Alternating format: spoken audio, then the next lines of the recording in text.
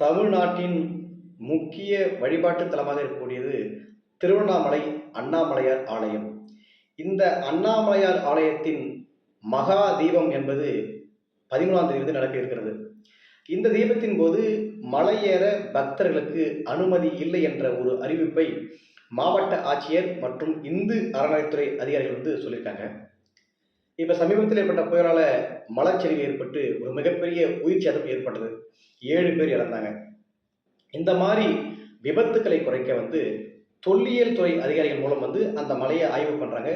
ஆய்வு பண்ணும்போது மலையின் மேல் தளத்தில் வந்து இன்னும் ஈரப்பதம் அதிகமாக இருக்கிறது என்ற ஒரு சூழல் தெரிய வருகிறது.